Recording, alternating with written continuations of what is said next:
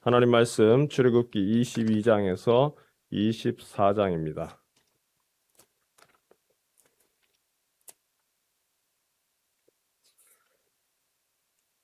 출애굽기 22장에서 24장까지의 말씀입니다.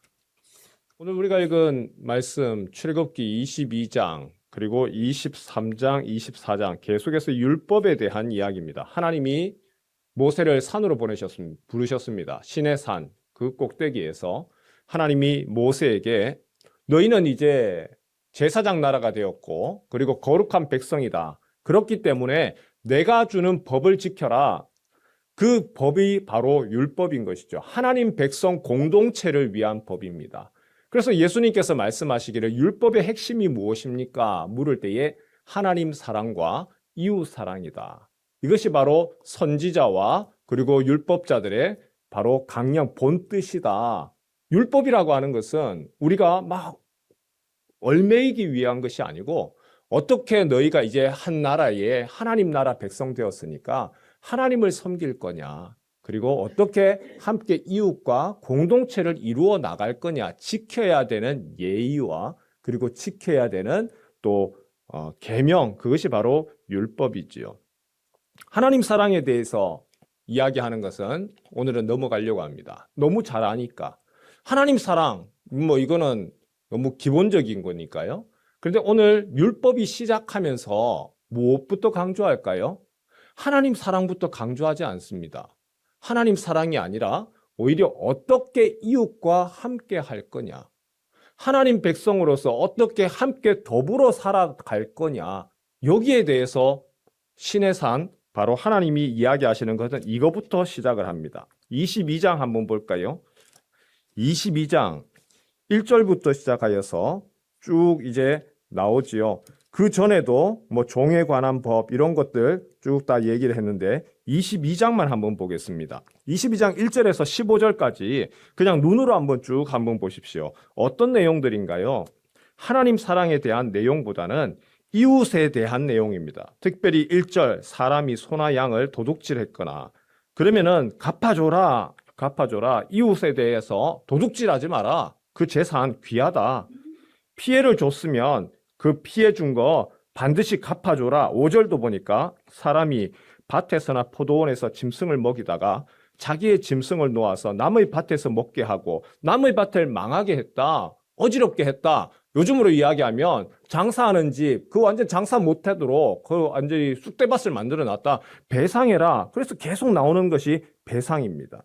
6절, 불이 나서 가시나무에 댕겨 낯가리나 거두지 못한 곡식이나 밭을 태우면 불러온 자가 반드시 배상해라.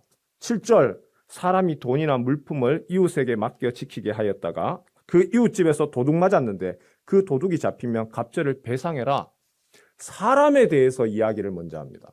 어떻게 너희가 그 사람과 함께 살아갈 거냐, 그리고 피해를 줬으면 그 정당하게 그 피해에 대해서 갚아줘라.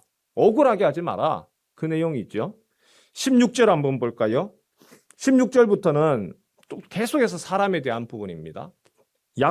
사람이 약혼하지 아니한 처녀를 꿰어서 동침하였으면 그 여자의 그 순결성을 잃게 했으면 납폐금을 주고 지참금을 주어서 내 아내로 삼아라. 그 여자를 우습게 여기지 말아라.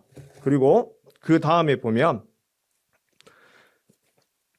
21절부터 한번 볼까요? 특별히 우리 21절에서 24절이 눈여겨볼 말씀이죠. 함께 읽겠습니다. 시작. 너는 너희도 애굽 땅에서 나그네였습니다. 너는 과부나 고아를 해롭게 하지 말라. 내가 만일 그들을 해롭게 함으로 그들이 내게 부르짖으면 내가 반드시 그 부르짖음을 들으리라. 나의 노가 맹렬함으로 내가 칼로 너희를 죽이리니 너희의 아내는 과부가 되고 너희 자녀는 고아가 되리라. 고아와 과부에 대해서도 너희들이 귀히 여겨라. 함부로 하지 마라. 그리고 그 뒤에는 계속해서 재판과 관련되죠. 재판장 모독하지도 말고 가난하다고 해가지고 함부로 하지 말고 빼앗지 마라. 백성의 지도자 너희가 저주하지 말아라. 가만히 살펴보면 율법이라고 하는 것이 우리가 생각하는 것처럼 종교적인 것만 있는 것이 아니고요. 우리가 어떻게 하면 이 땅에서 하나님 나라 백성답게 살아갈 것이냐, 여기에 대한 내용이 오히려 율법에 더 많습니다. 특별히 조금 전에 우리가 읽은 내용, 왜 이방 나그네 학대하면 안 됩니까? 왜 이방 나그네에 대해서 너희가 함부로 하면 안 되느냐? 거기에 대해서 하나님 이야기하시죠. 너희도 나그네였다. 너희도 애굽 땅에서 모진 학대를 받고 괴롭힘을 겪었다. 그런데 너희가 그 고통을 겪었으면서 너희는 다른 사람에 대해서 불쌍히 여기지 않느냐? 그렇게 이야기하시죠. 고아와 과부에 대해서도 그들이 힘이 없다고, 약하다고 괴롭히지 말고, 그 사람 힘 없다고 해가지고 뇌물 받고 판결을 굽게 하지 말고, 그들이 괴로움으로 하나님께 부르짖지 아니하도록 그렇게 해라.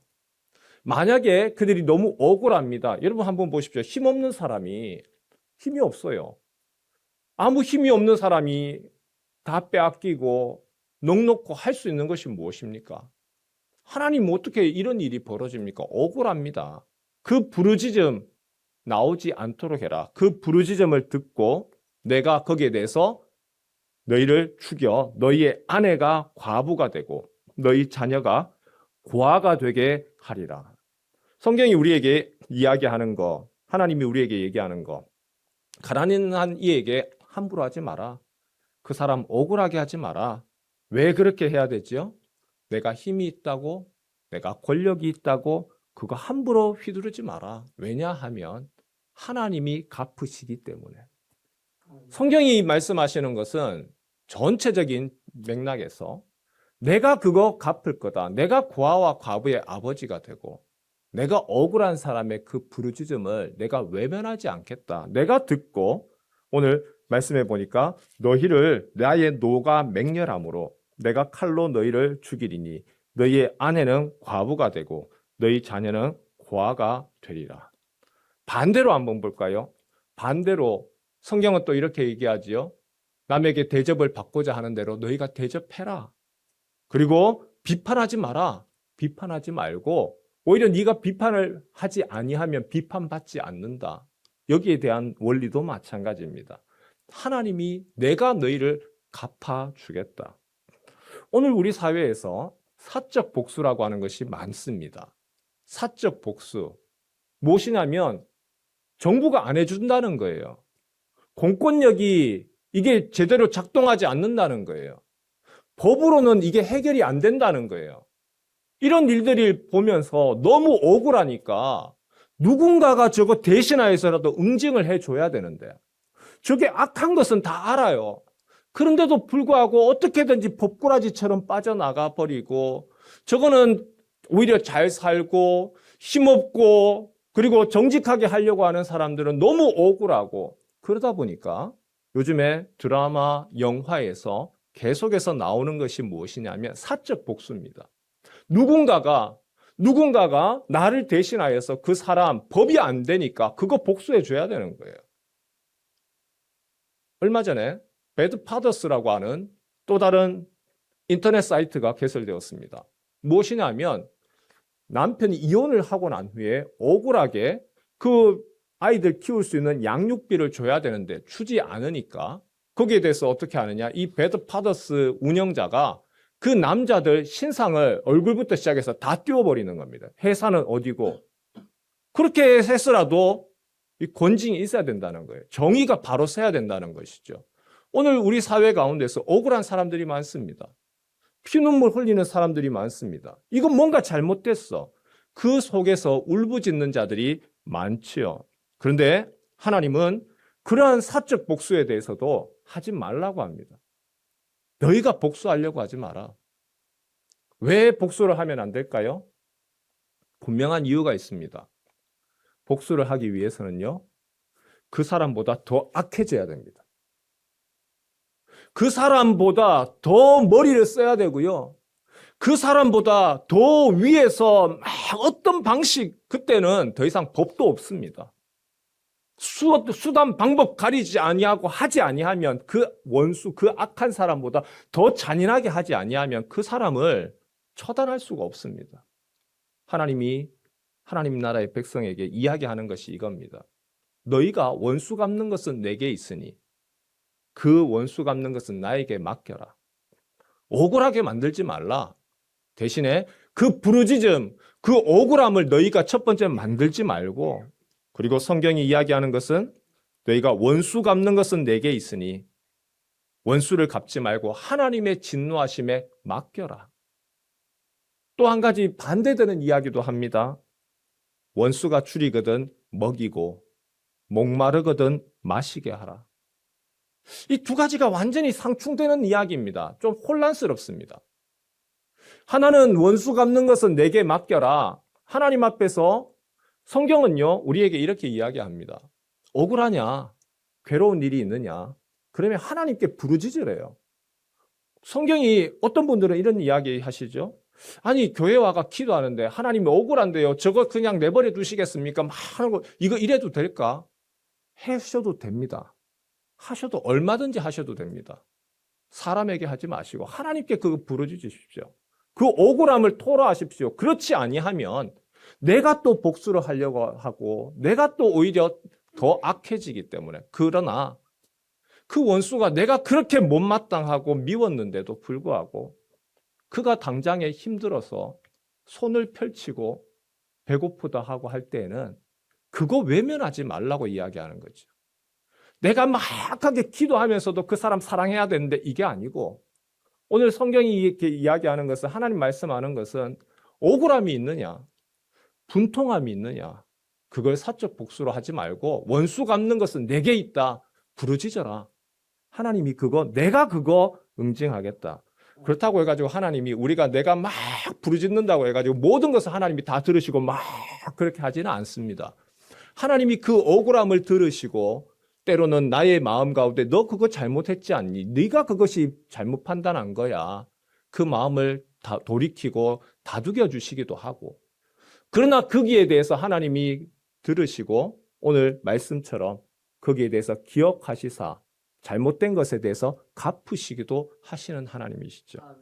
예수님이 자신을 십자가에 죽이려던 원수 같은 자들을 위해서 십자가에 못 박히셨습니다. 예수의 제자 어떤 사람인가요? 악을 똑같이 갚지 마라. 악을 악으로 갚지 말고 오히려 선과 사랑으로 악을 이겨라. 너는 나에게 그렇게 했지만 내가 하는 것은 나는 너에게 오히려 사랑으로 내가 너에게 갚아주겠다. 그렇다고 해가지고 나는 사랑만 하고 난 너무 억울한데요. 그 억울함은 하나님께 토로해라. 하나님께 부르짖어라. 그 고통에 대해서 주님 너무 억울합니다. 이거 괴로워요. 마음이 힘듭니다. 뒤집어집니다. 어떻게 하면 좋겠습니까? 그건 하나님께 부르짖어라. 악에 대해서 맞대응하지 말고 하나님이 갚으실 것을 기대함으로 부르짖으십시오. 답답하고 억울한 것에 대해서는 주님께 부르짖으십시오. 하나님이 그 부분들에 대해서 내가 행하리라. 그렇게 말씀하셨고요. 또한 동시에 하나님이 갚으실 것을 기대하기 때문에 내가 이제는 원수 갚는 거, 복수하는 거, 이건 내 몫이 아닙니다. 주께서 나에게 기대하시는 것은 또 내 마음을 악하게가 아니라 주님 부드럽게 하셔서 주님 선과 사랑으로 악을 이기게 하옵소서. 아멘. 우리가 이 아침에 바로 하나님의 이 원리를 가지고 함께 또 간구하고 기도하는 이 아침 되시길 주님의 이름으로 축원합니다.